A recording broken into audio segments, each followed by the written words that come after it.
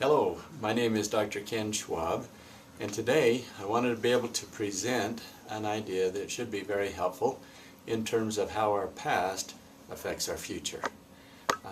As we go through experiences in our life, our brain is an amazing structure that is able to record and remember things that have happened. Unfortunately, as it tries to assimilate the things that have happened and give an explanation, sometimes it will also develop some false core beliefs about what happened. Now, in this diagram over here, in our life experiences, we develop these core beliefs. Some of them are true. The ones that are true lead to freedom. The ones that are actually false lead to captivity.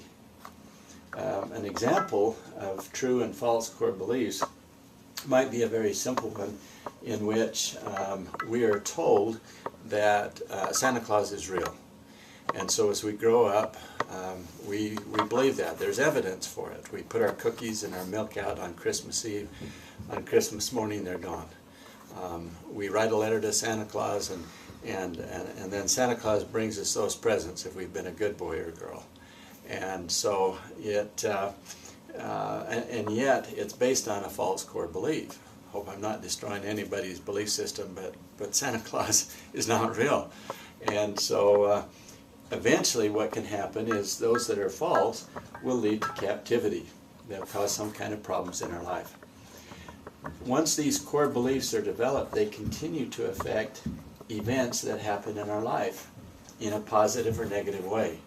These then become activating events, but they're always influenced by these false or true core beliefs that we've developed.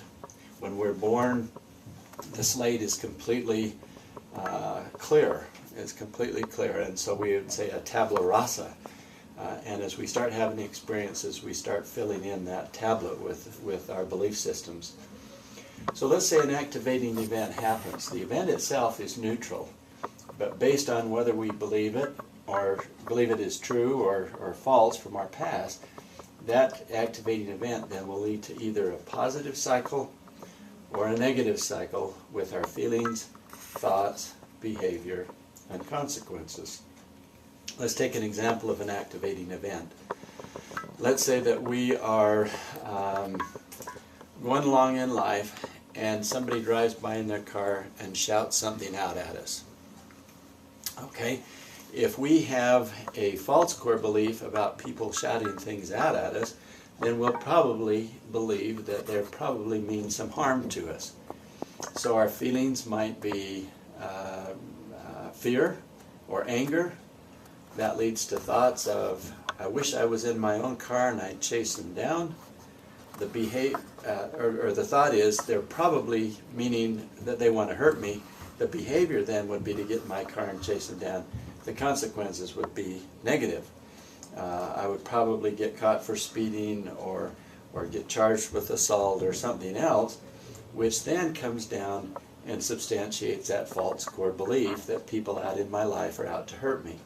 However, if I had a true core belief, this activating event might be totally different. This time, if they yell at me, what I might end up saying is, they're probably telling me that there's danger ahead, there's a hole in the sidewalk. And so my feelings are going to be appreciation. The thought might be, I better watch out, they were trying to warn me of something. The behavior then will be to be careful about where I'm walking. Consequences will be I'll save myself from getting a broken bone. This then affects very much on how we interpret everything that goes on around us. Now, instead of letting somebody captivate us and ruin my day by driving by and yelling something at me, I'm going to keep my freedom of saying they probably are either having fun, they're trying to warn me of something, and life is good. I can go on and be free from that. So as we look at this diagram, the importance of that is that we can also go back and change these core beliefs, thus helping take an activating event, keeping it in the positive cycle, and allowing us to have positive consequences, which will then continue to reinforce our core beliefs and allow us to have the freedom and happiness that we're seeking.